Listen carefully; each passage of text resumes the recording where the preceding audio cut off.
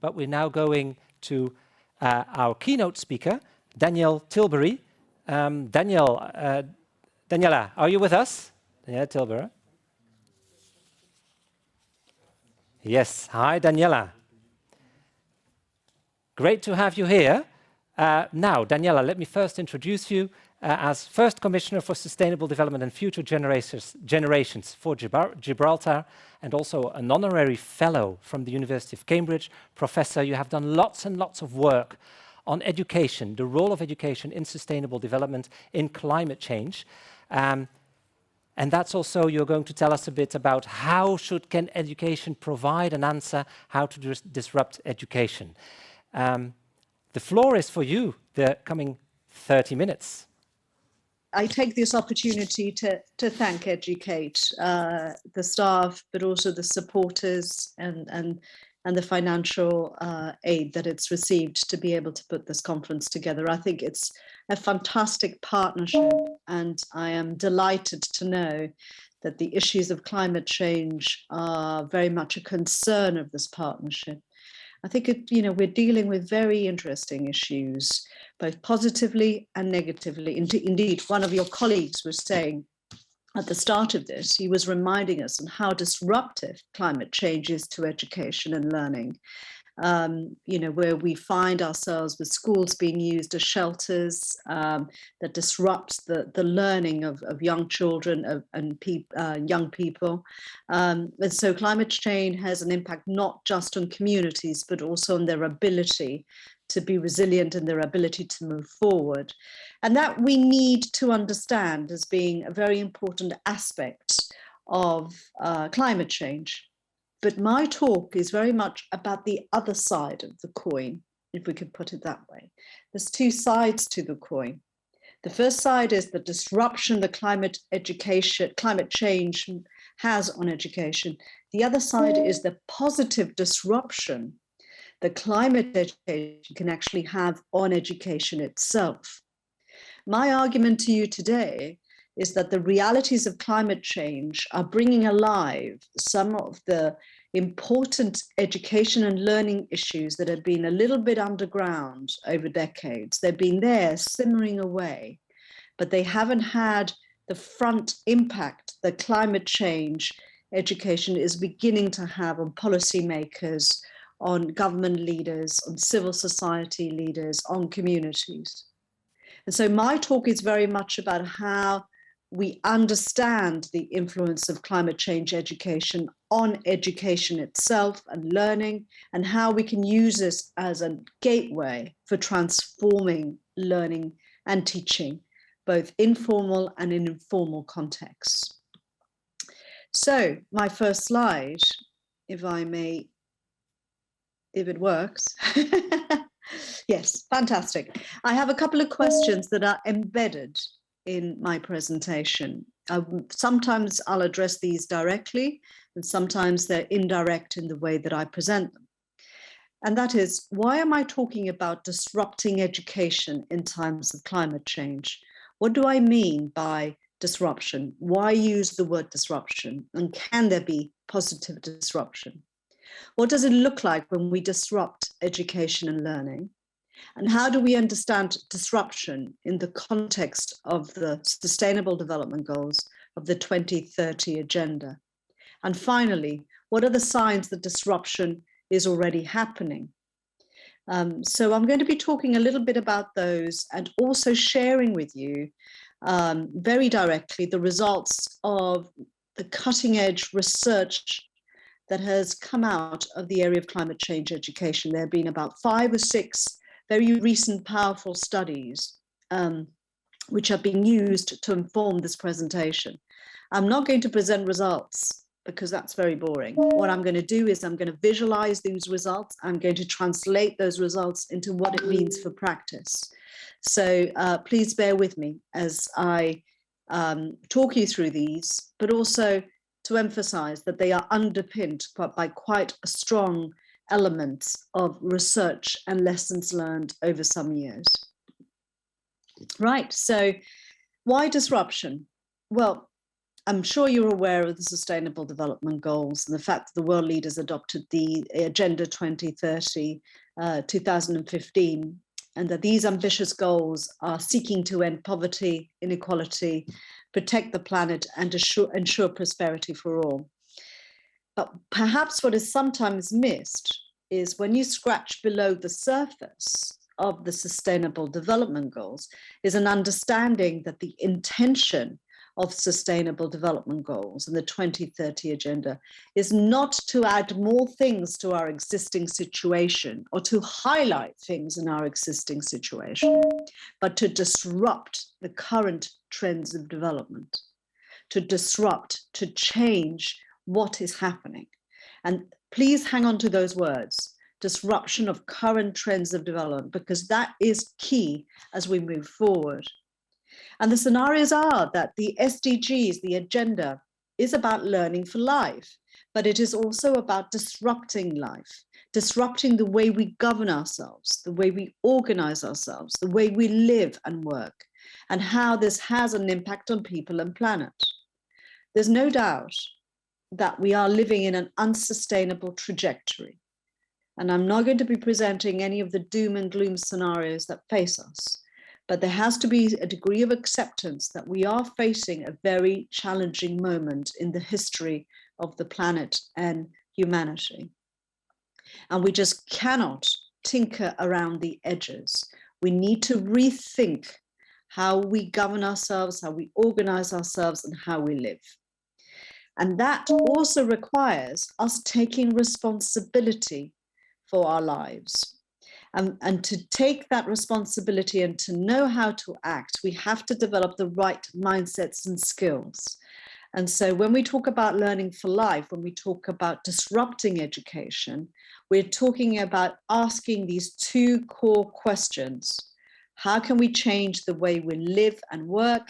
And how can we develop the right mindsets and skills to not just combat climate change or survive climate change, but to get to the root causes of climate change so that we can live a much more sustainable life.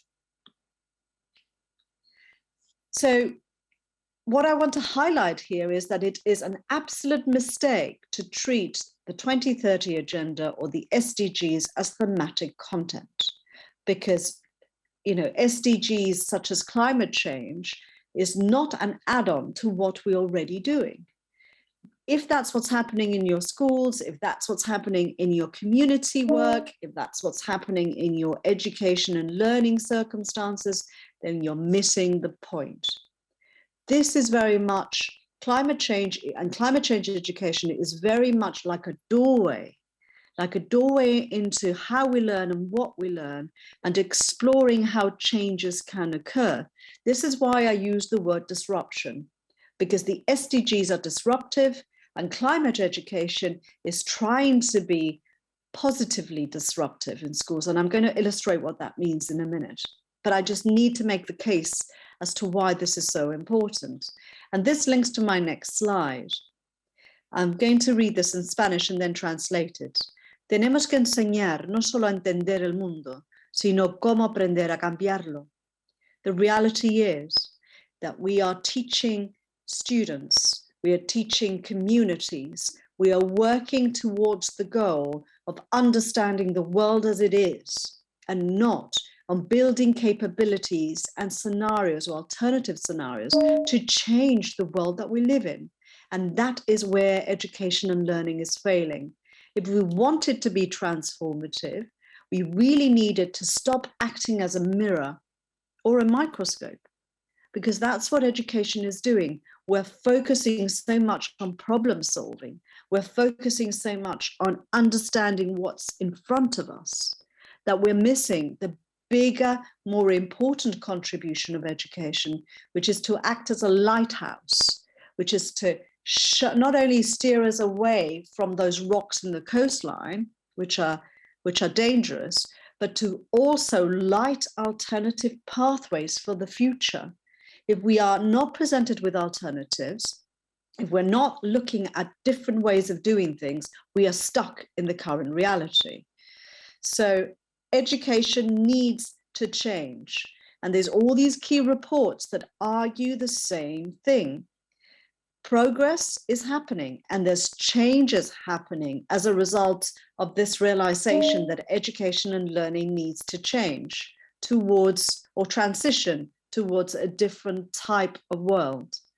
There is evidence that this is happening, but it is happening quite superficially or happening very much in the margins of education. So what is happening is that our learning experiences, our schools, our community groups are adapting to climate change and not transforming themselves. Now, why is this a problem? It's a problem because we find ourselves in a bit of chaos at present. And so we find educators who are quite overwhelmed with coping with what's the next issue we need to deal with coping with the realities or the physical realities of climate change. Because we're dealing with discrete issues. We are getting conflicting messages from our leaders. And more importantly, our students are feeling very disempowered and are taking to the streets with the Climate for Fridays movement and a whole range of other things that are happening. Why? Because we haven't created opportunities to learn how to transform. We just make the assumption that if we're not more knowledgeable, if we're more aware, then things will change. And that, unfortunately, is not right. Our research, our educational research, is quite clear on that. So what we are seeing in education systems, what we're seeing in education strategies, what we're seeing a lot in some of the greenwashing activities that are taking place is that they're not profound. And so there are as well-meaning people are attempting to shift the agenda, we find that there are a lot of contradictions. Let me just visualize this with John Grant's quote. You cannot put a lettuce in the window of a butcher shop and declare that you're now turning vegetarian. We cannot put climate change examples or climate change science in our curriculum, in our learning activities, and then ignore the rest of everything else we do in education and learning. Because as I've said before, what we do in education and learning is a mirror. It not only helps us understand current society, but it also reflects and reproduces what is wrong in our society. So we have to change. We have to not only change what's in front of us, but change the opportunities for the future. So for me, the lettuce in this quote, it represents a contradiction that already exists in our societies, but also in our education and learning. And I want to identify the practical side of these contradictions. It says in the cartoon, I expect you all to be independent, innovative, and critical thinkers who will do exactly as I say. And we find in our education systems that we are trying to innovate, we are trying to empower, we're trying to help develop these critical thinkers so that they can create, unpack the problems we have, sure, but also create a better future. But yet our systems are not allowing, our pedagogy is not allowing for that to happen. How we do education is probably more important than what we do education on. Climate change education requires us to change this teaching and learning dynamic. So when our colleague at the start of the conference today said how, climate change is disruptive and what happens is schools are turned into shelters, it doesn't matter that we don't have desks facing the front for learning to take place. Let's use those shelter opportunities where communities are gathered together, where children are gathered together for learning. It doesn't have to be desks facing the front for us to call it education. Secondly, let's stop considering the picking up of waste or the issues which are much more superficial in education to be what this agenda is about. Let me share this cartoon with you.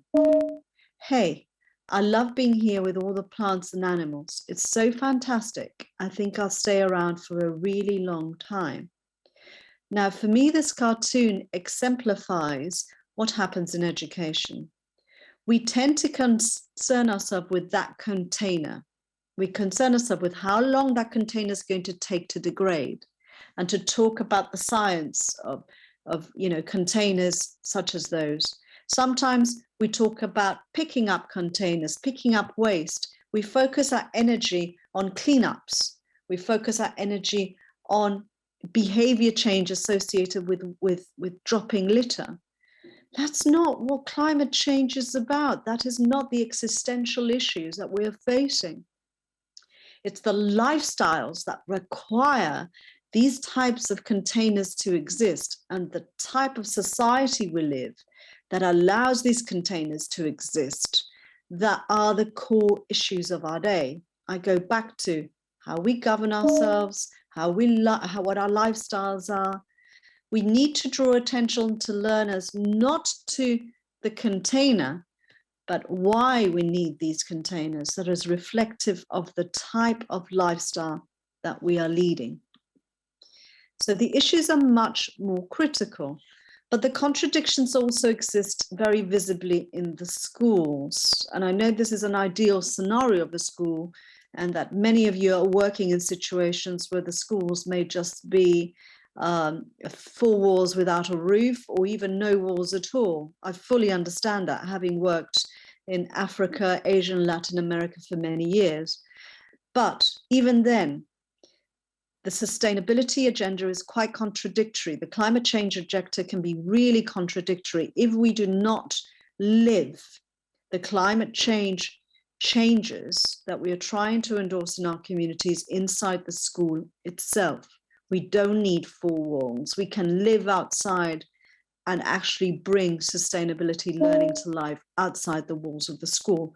What is important is that we live sustainability, not just learn sustainability. And this is why a whole school approach to sustainability is something which is strongly endorsed. But we have a lot of contradictions. Another contradiction is, we use the word future a lot in climate change education and sustainability education. We use the word so superficially, and sometimes to mean so many different things. I just did a Google search yesterday and found 15,000 different uses of the word the future. And yet, if we are going to shift our learning and education to be more transformative, we need to understand education for the future. So it cannot just be a term. It has to be something much more deeper than that. And we face the situation, and this is just a cartoon, but it says, gentlemen, charge your glasses, a toast to the future. And everybody goes, the future, the future. And then it doesn't take long for people to reminisce and to revert back to what they already know, because the future is hard to imagine unless you are given a set of skills, unless you are taught how to take control of the future and how to create alternative futures to the ones you're presented. And that's where education must play a really important part in climate change education. We need to create opportunities for learning. And again, it doesn't have to be in a classroom. It can be anywhere, so that we can take back control of the futures that we are being presented and being empowered to actually make decisions by challenging false assumptions about the future, by understanding what's really important to us, and by learning how to influence the future. And that is really, really important. Another aspect where there's a lot of contradiction is when we look at teacher education work in climate change education, when we look at the resources that are developed and given to educators and learners too, we find that there's a focus on, again, knowledge, understanding, and values, but there isn't a focus on how to affect that change. So you have high levels of awareness, you have high levels of anxiety, especially in young people, but they don't have the equipment, they don't have the skills or the toolbox to actually do something about it, because education and learning is not creating the experiences, the real life experiences, and getting in there with community groups and living the climate change learning for real in such ways that our young people, our communities can develop those skills in action. So what we find is that educators are struggling themselves within schools to try, or within the learning environments, to try and make a difference. And yet moving forward to embrace a different future and to change the way we live and work requires change. And change is very much up and down, like a snakes and ladders game, where you take 3 steps forward and sometimes 2 steps back. So education and educationists need the support systems for them to become change agents themselves, and not just, again, knowledgeable on how to teach climate change education. So as we move forward, I want to talk about the positive things that are there that can support and address the contradictions I have identified. And perhaps one of the most powerful things that has been around for some time is this framework that was developed by the United Nations Economic Commission for Europe that uses the Delors framework of learning to know, learning to do, learning to be, and learning to live together. And that has a very strong emphasis on each of these 4 components on envisioning and futures thinking. You will see them in each of these when you download them, and if you have time to have a look, you will see how important futures education is for this agenda. And these are competencies for teachers. I actually use them sometimes when I'm reviewing or evaluating learning resources as well, to see whether the curriculum, the learning resources, has elements of all 4.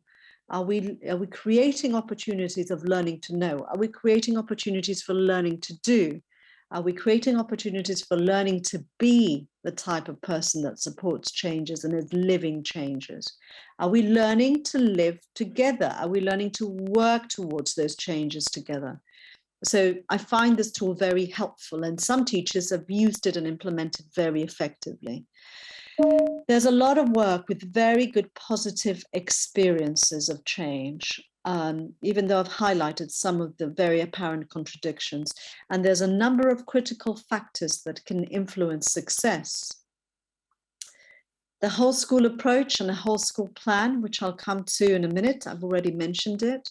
The futures perspective, I'm not going back to that because I've already spent quite a bit of time on that.